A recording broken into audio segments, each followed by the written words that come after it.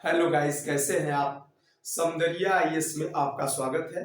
दोस्तों, आपके एग्जामिनेशन को देखकर आज हमने भूकंप टॉपिक को लिया है।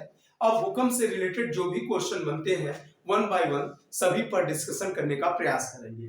दोस्तों, भूकंप है क्या? सबसे पहला तो क्वेश्चन आता है, भूकंप क्या होता है? भूकंप, भू माने दोस्तों पृथ्वी, भू माने पृथ्वी और कंप माने कांपना,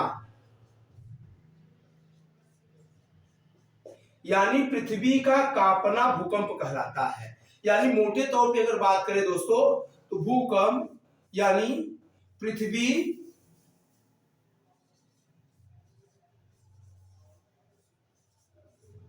पर होने वाला कंपन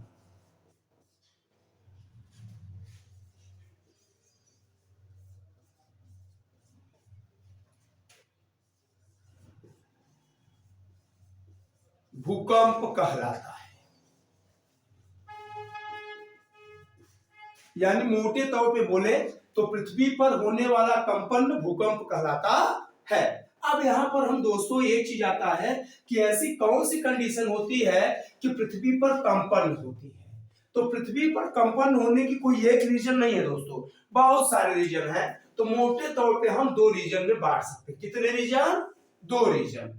नंबर एक, मानवीय कारण,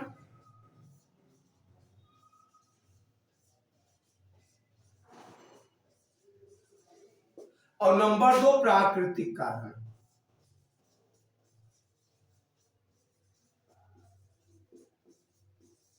यानी दोस्तों, जो भूकंप आता है, अर्थक्वेक आते हैं, इनके बेसिकली दो रीजन होते हैं। एक रीजन होता है मानवीय कारण, दूसरा होता है प्राकृतिक कारण। हम दोनों कारणों को पहले जानेंगे कि भूकंप क्यों आता है, फिर उसके बारे में हम वन बाय वन डिस्कशन करेंगे। मानवीय कारण क्या है दोस्तों? जैसे बांध या विशाल जलाशय का निर्माण।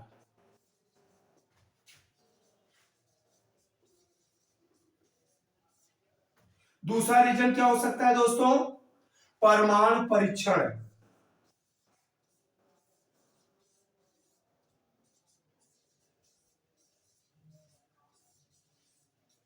तीसरा रीजन क्या हो सकता है दोस्तों? सड़कों का निर्माण। सड़कों में कौन सा? पहाड़ी सड़कों का निर्माण। यानी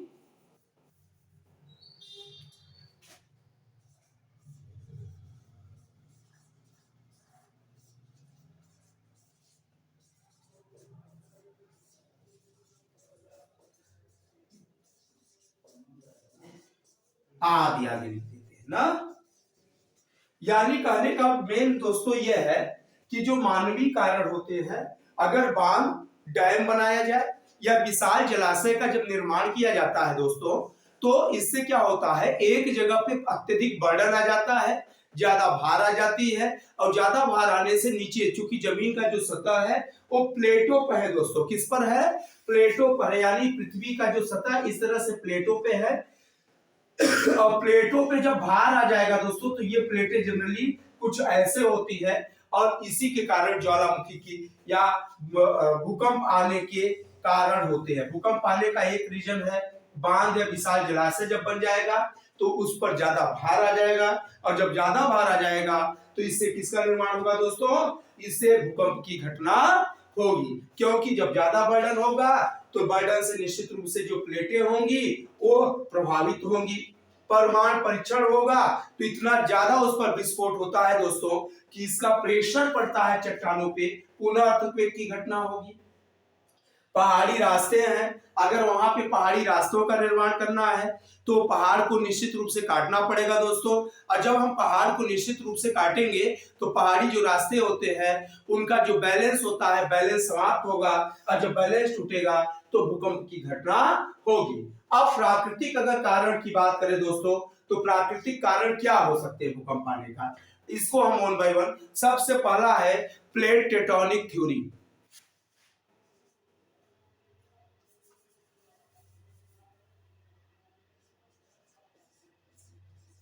प्लेट विवर्तनिकी का सिद्धांत।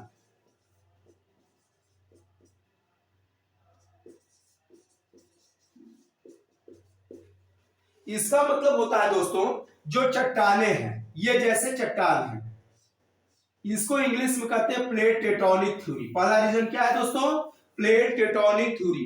प्लेट टेक्टोनिक थ्योरी क्या होता है, इसको हम थोड़ा सा जानने का प्रयास करेंगे। ये क्या होता है, वन बाय वन। अच्छा दोस्तों, ये पहले नोट कर लीजिए, तब हम प्राकृतिक कारण को डिटेल में चलेंगे। ठीक है दोस्तों।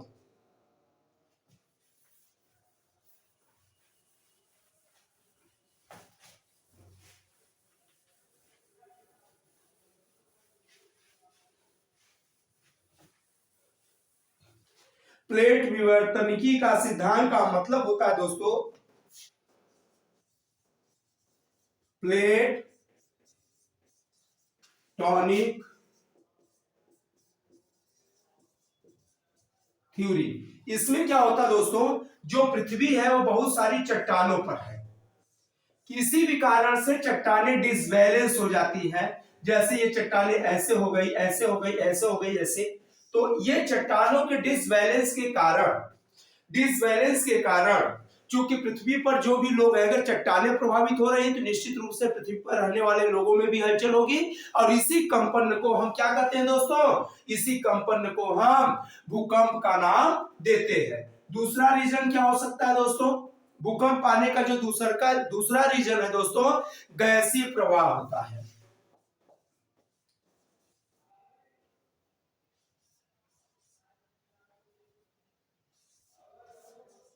गैसीय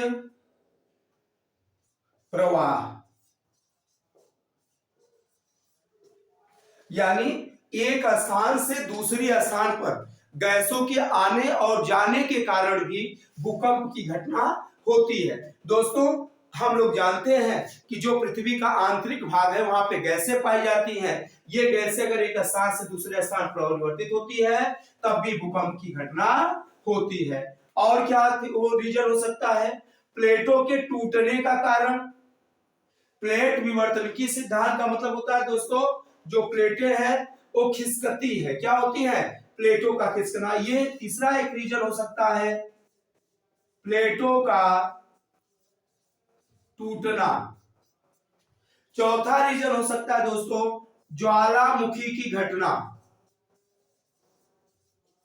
ज्वालामुखी की घटना।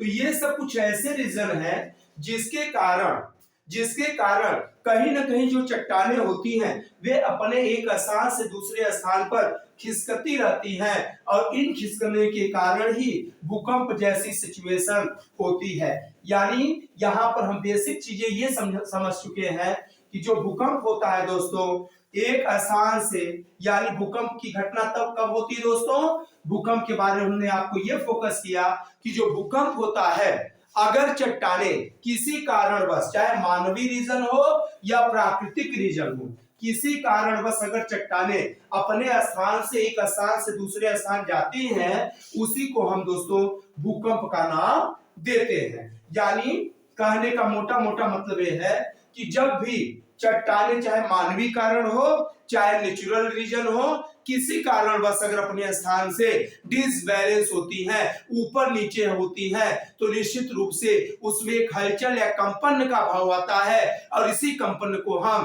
अर्थक्वेक या भूकंप का नाम देते हैं। यहाँ पे अब बेसिक चीजों को हम लोग ये देखेंगे दोस्तों कि जो भूकंप आता है, भूकंप की जानकारी कैसे पता चलती है। अब देखिए, सबसे पहले आता है भूकंप की जानकारी।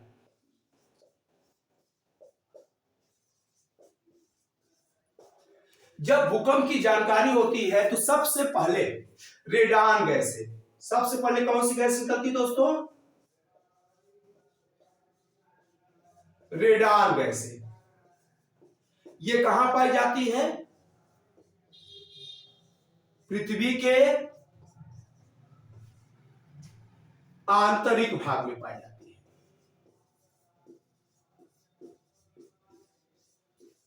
अब जैसे ही भूकंप आती है तो ये रेडान गैस तेजी से ऊपर की ओर निकलेंगी, तेजी से ऊपर निकलती है।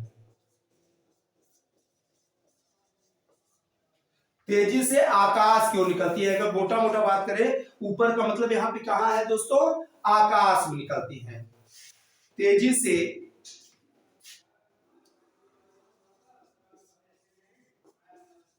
आकाश की ओर उड़ती है।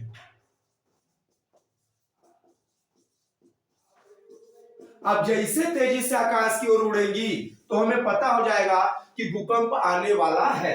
यानी भूकंप की जानकारी रेडान गैस के द्वारा पता होती है। ठीक है दोस्तों। अब भूकंप के केंद्र में, अब आकाश की ओर उड़ती तो है, लेकिन एग्जैक्ट किस जगह भूकंप आने वाला है इसका जो जानकारी होता है। यानी यहां पर देखते हैं दोस्तों, आकाश की ओर उड़ रही है, लेकिन एग्जैक्ट स्थान का यानी केंद्र की जानकारी, किस जगह से भूकंप आने वाला, केंद्र की जानकारी किससे लगाते हैं दोस्तों, भूकंप किस स्थान से निकलेगा इसके केंद्र की जानकारी सिस्मोग्राफ से लगाया जाता है। किससे दोस्तों, सिस्मोग्राफी से लगाया जाता है। सिस्मोग्राफी एक मेजरमेंट है दोस्तों, इसके द्वारा भूकंप के केंद्र की जानकारी लगाई जाती है कि एग्जैक्ट में भूकंप किस स्थान से निकलता है। तो पहला क्वेश्चन यहां बनता है कि भूकंप की जानकारी किससे मिलती है, तो रेडान गैस के कारण। दूसरा का यहां सिस्मोग्राफ से। दोस्तों यहां पर एक चीजें और है, कभी कभी आपके एग्जाम में क्वेश्चन आता है कि रेडान गैस कहां पाई जाती है, तो आप बताओगे पृथ्वी के आंतरिक भाग में रेडान गैस पाई जाती है। और अर्थक्वेक आने के समय रेडान गैस ही हवा में तेजी से उड़ती है, जिससे कि हमें पता चलता है कि भूकंप आने वाला है। लेकिन किस केंद्र से आएगा, केंद्र की जानकारी हमें सिस्मोग्राफी से पता चलता है। अच्छा दोस्तों, तीसरा क्वेश्चन यहां से क्या बनता है, तीसरा क्वेश्चन ये बनता है कि भूकंप की तीव्रता,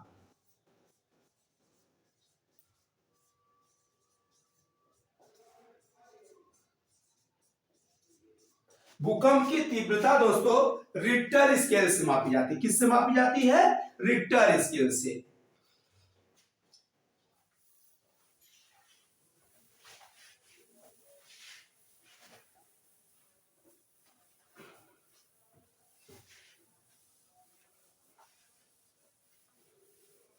भूकंप की जो तीव्रता की जब बात होती है दोस्तों, यानी भूकंप की तीव्रता किससे मापी जाती है, रिक्टर स्केल से।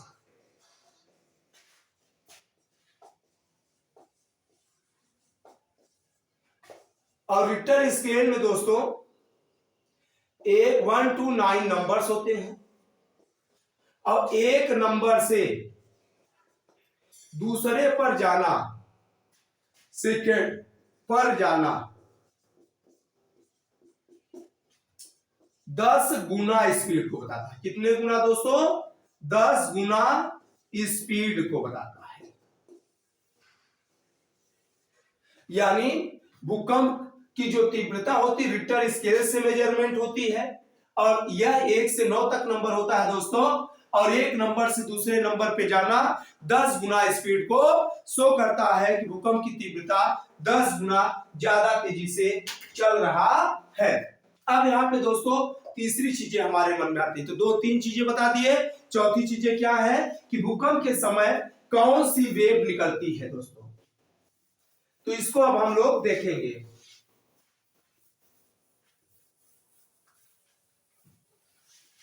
भूकंप के समय दोस्तों 3 प्रकार की तरंगें आती है।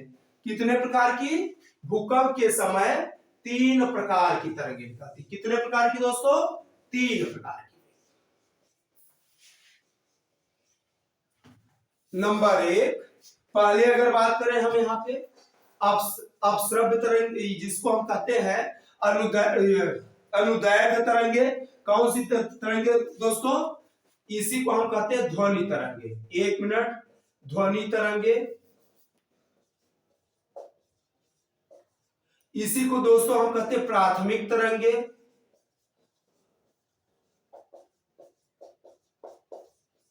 इसी को हम साइड में पी तरंगे भी कहते हैं। इसी को हम साइड में यहां लिख देते हैं दोस्तों, इसी को साइड में हम पी तरंगे,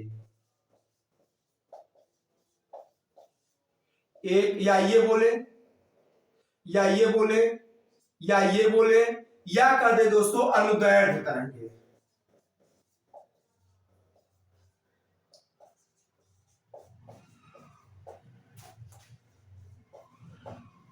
ठीक है दोस्तों, ध्वनि तरंगे बोले, प्राथमिक तरंगे बोले, अनुदैर्घ्य तरंगे बोले, या इसी को हम कहते हैं प्रधान तरंगे।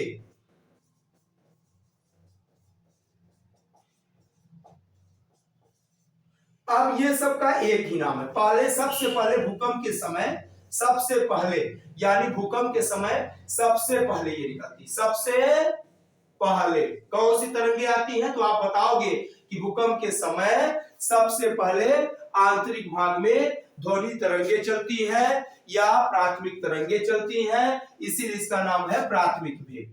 यही प्रमुख तरंगे हैं, इसलिए इसी का नाम है प्रधान तरंगे।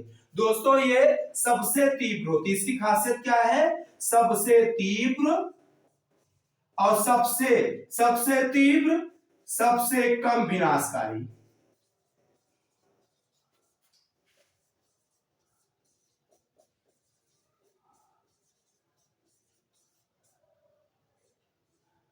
सबसे तीव्र होती है और सबसे ज्यादा विनाशकारी होती है। ये तरंगे क्या होती हैं दोस्तों? सबसे तीव्र होंगी और सबसे ज्यादा विनाशकारी होंगी। अच्छा, एक चीजें और होती है दोस्तों, इसमें अगर कोई पूछे कि ये सबसे तेज किसमें चलती है, तो आपको ये सीरियल ध्यान रखना है दोस्तों, ये सबसे ज्यादा नंबर 1 ध्वनि में,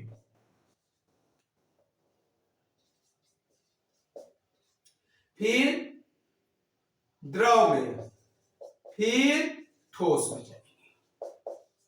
तो कुछ इनका सीरियल इस तरह से याद रखना है। अब सेकेंड जो तरंगे हमारी होती हैं प्राथमिक वेव के बाद, वो कौन सी तरंगे होती हैं? अब उनको हमें देखना है दोस्तों। दूसरी तरंगे को हम कहते हैं सेकेंड वेव या द्वितीयक तरंगे। इसका नाम क्या है दोस्तों? द्वितीयक तरंगे।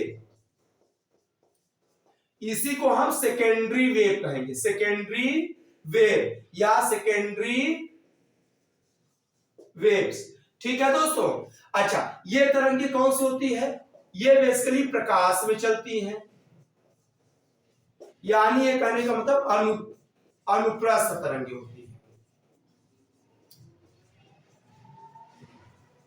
ठीक है दोस्तों, ये तरंगे बेसिकली कौन सी तरंगे होती हैं? अनुप्रस्थ तरंगे होती हैं। अच्छा, इसका अगला वेव क्या बोलते हैं? इसकी अगली क्या खासियत है दोस्तों? इसकी अगर तीव्रता की बात करें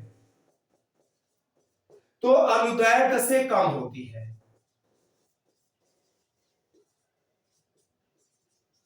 अनुदैर्घ्य से कम और अत्यधिक विनाशकारी।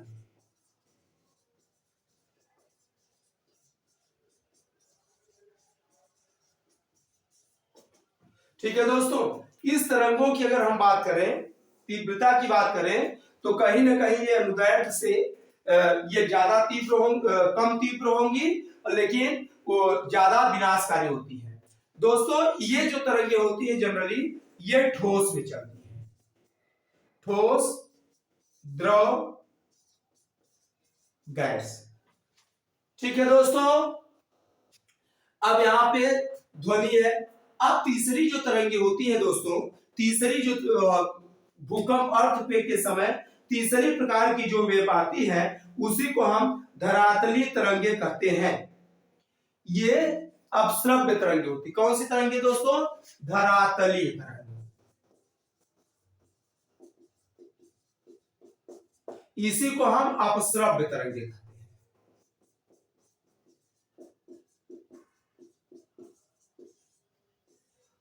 अपश्रव्य तरंगे ये क्या होती है दोस्तों? ये 20 हर्ट्ज से कम होती है।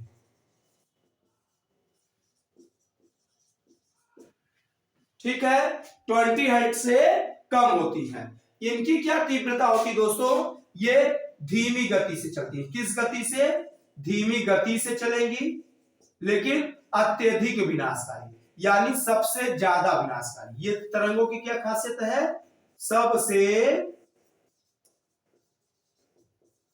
ज्यादा विनाशकारी होती है।